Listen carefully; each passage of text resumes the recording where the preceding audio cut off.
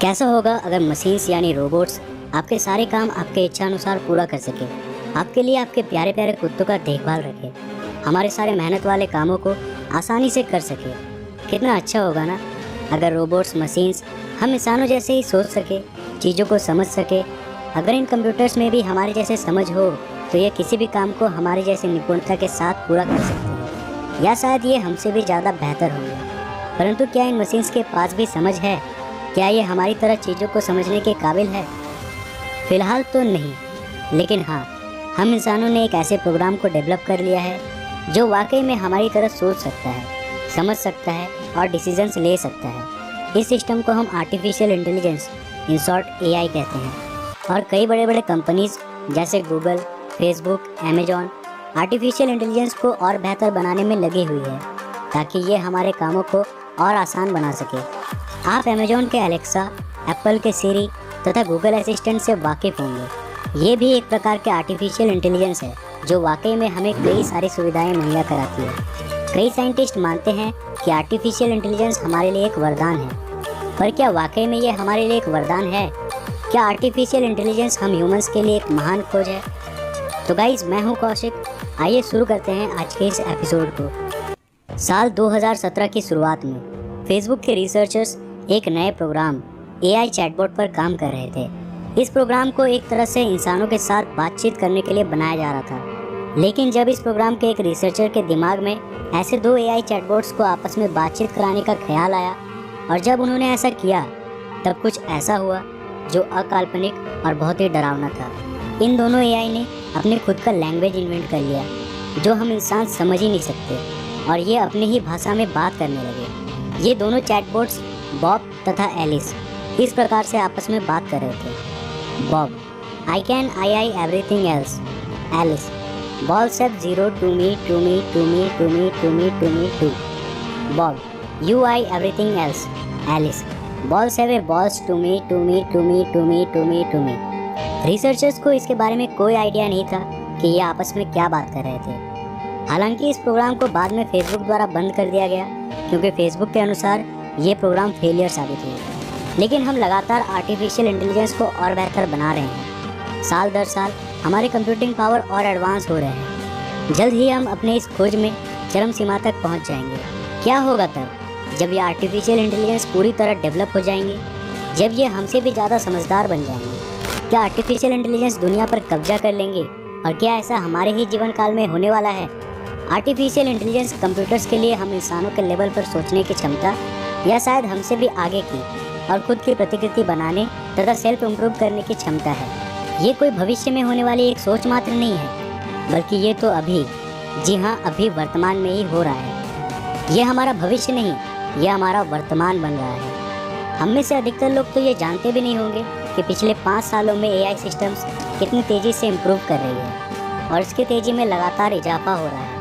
आपको पता भी नहीं होगा, लेकिन आप भी आर्टिफिशियल इंटेलिजेंस को अपने डेली लाइफ में यूज़ कर रहे हैं। जी हाँ, वर्चुअल असिस्टेंट्स जैसे कि गूगल असिस्टेंट, सिरी और एलेक्सा, ये इसके कुछ उदाहरण हैं। लेकिन इसके साथ ही कई बड़ी बड़ी कंपनियाँ भी AI सिस्टम्स को यूज़ कर रही हैं जो आपके जीवन को प्रभावित कर रहा है और आप इसके बारे में जानते भी नहीं होंगे। जब भी आप YouTube खोलते हो तो आपको आपके मन के अनुसार YouTube वीडियोस को सजेस्ट करता है, जिससे आप यहाँ कभी भी बोर नहीं होते। लेकिन इस काम के पीछे एक हाईली कॉम्प्लेक्स कंप्यूटर एल्गोरिदम काम कर रही है। ये एल्गोरिदम समय के साथ सीखने की काबिलियत रखती है। इसे कहते हैं मशीन लर्निंग। और कई बड़े बड़े रिटेलर्स जैसे कि अमेजॉन मशीन लर्निंग एल्गोरिदम का बहुत ही अच्छे से उपयोग करते हैं ताकि वे ये प्रेडिक्ट कर सके कि आप क्या खरीदना चाहते हैं, वो भी आपके तय करने से पहले। साल 2014 में एक अमेरिकन रिटेलर टारगेट स्टोर्स ने आर्टिफिशियल इंटेलिजेंस के यूज़ से ये प्रेडिक्ट किया कि उनके स्टोर में खरीदारी करने वाली एक लड़की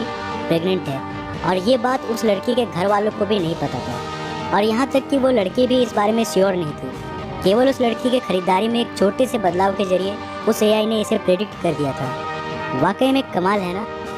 मूरेस लॉ, जिसे गॉर्डन मूरे ने अपने ऑब्जर्वेशन के बाद रखा था, इसके अनुसार प्रतिवर्ष इंटीग्रेटेड सर्किट बोर्ड्स में पर स्क्वायर इंच में ट्रांजिस्टर्स की संख्या 2 गुनी बढ़ जाएगी। और वाकई में ऐसा हो रहा है। हम टेक्नोलॉजी के क्षेत्र में प्रतिवर्ष एक्सपोनेंशियली ग्रो कर रहे हैं। हाँ, भले ही वर्तमान में हमारे पास इतने एडवांस लेवल के एआई टेक्नोलॉजी वाले रोबोट्स या सुपर कंप्यूटर्स नहीं हैं, लेकिन जिस रफ्तार से हम आधुनिक बन रहे हैं उसके अनुसार आने वाले महज 50 सालों में हम एडवांस्ड एआई सिस्टम्स को भी बना लेंगे। कई बुद्धिजीवी हमेशा से ये कहते आए हैं कि आर्टिफिशियल इंटेलिजेंस हमारे द्वारा बनाया गया सबसे खतरनाक आविष्कार होगा और हमारे अस्तित्व का सबसे बड़ा खतरा। स्टीफन हॉकिंग ने भी हमेशा से दुनिया भर के साइंटिफिक कम्युनिटी को आर्टिफिशियल इंटेलिजेंस को लेकर चेतावनी जाहिर की थी और एलोन मस्क भी एआई को खतरा ही मानते हैं। उन्होंने रिसेंटली अपने एक इंटरव्यू में ये कहा था कि आर्टिफिशियल इंटेलिजेंस को बनाकर हम शैतानों को बुलावा दे रहे हैं। दुनिया भर के कई सारे लोग जो वाकई में आर्टिफिशियल इंटेलिजेंस की शक्ति को और उसके खतरे को समझते हैं, वो अक्सर ही ये कहते हैं कि ये खोज मानव जाति की अंतिम खोज साबित होगी। पर ऐसा क्यों? क्या आप जानते हैं कि इन चींटियों में और हम में क्या अंतर है? जी हाँ, हम मनुष्यों के पास सबसे कॉम्प्लेक्स दिमाग है जिससे हम चीज़ों को समझने तथा उसे बनाने की क्षमता रखते हैं, परंतु चींटियों के पास इतनी समझ नहीं होती। वे नहीं जानते हैं कि हमारे ही तरह और भी कई प्लैनेट्स हैं। वे नहीं जानते कि हम सभी एक सितारे जिसे हम सूरज कहते हैं कि चक्कर लगा रहे हैं। वे हम मनुष्यों द्वारा बनाए गए बिल्डिंग्स को देख सकते हैं, लेकिन वे कभी नहीं समझ सकते कि इसका उपयोग क्या है। और आप जानते ही होंगे कि राह पर आने वाले इन चींटियों के साथ हम क्या करते हैं। जब मशीन्स में भी खुद से समझने की काबिलियत आ जाएगी और जब वे हमसे भी कई गुना ज़्यादा समझदार बन जाएंगे, तब उन्हें वो काम करने में केवल 10 मिनट लगेगा जिसे हम मनुष्यों को करने में 10 साल लग गए थे। हम मनुष्य सोचते हैं कि हम बाकी के जानवरों से कई गुना समझदार हैं, हम इस दुनिया के सुप्रीम इंटेलिजेंट हैं, लेकिन वास्तविकता में हम इन जानवरों से केवल कुछ प्रतिशत ही ज़्यादा समझदार हैं और केवल इस कुछ प्रतिशत समझदारी ने हमें इतना एडवांस सिविलाइजेशन बनाया है।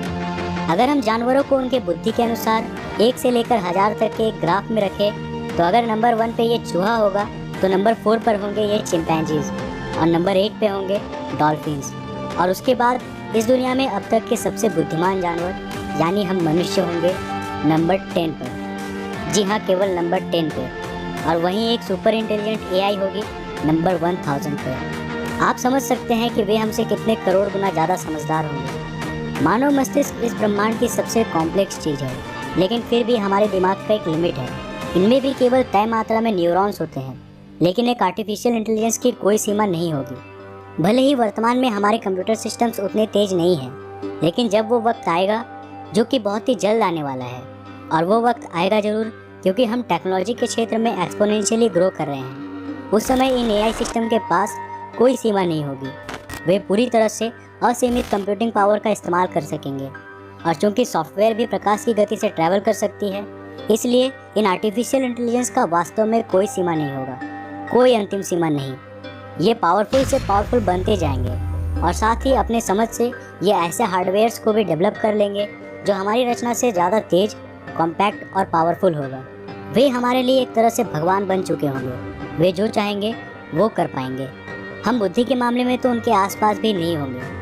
उनके पास काबिलियत होगी किसी भी घटना की भविष्यवाणी करने की, और अगर उस वक्त पर वे हमारे कंट्रोल के बाहर निकल गए तो हमारा अंत तय है। उस वक्त एक अंतिम युद्ध होगा, एक युद्ध हम इंसानों और मशीनों के बीच, जिसे हम कभी नहीं जीत पाएंगे, कभी भी नहीं, क्योंकि यह आर्टिफिशियल इंटेलिजेंस हमसे कई करोड़ गुना ज़्यादा बुद्धिमान हो चुके होंगे। तो चाहे हम कोई भी षड्यंत्र क्यों ना बना ले, चाहे कितनी भी तैयारी कर ले उन एआई को नष्ट करने की, लेकिन ये एआई इन सबसे पहले ही इसकी भविष्यवाणी कर लेगा और हमें ठीक उन चींटियों की तरह मसल कर रख देगा। परंतु क्या होगा अगर हमने कभी इन्हें अपने कंट्रोल से बाहर ना जाने दिया? इसे जानेंगे अगले एपिसोड में। तो आज के लिए बस इतना ही। अगर आपको ये एपिसोड पसंद आया और आप अगला एपिसोड देखना चाहते हो तो इस वीडियो को ज़्यादा से ज़्यादा लाइक करो। इस वीडियो को जितना हो सके लाइक करो और अपने फ्रेंड्स और फैमिली के साथ शेयर करो। और अगर आप नए हो इस चैनल पे तो ऐसे ही और इंटरेस्टिंग वीडियोस के लिए चैनल को सब्सक्राइब करने के साथ साथ नोटिफिकेशन बेल को भी ऑन कर लो। मैं मिलता हूँ अगले एपिसोड के साथ, तब तक के लिए बाय।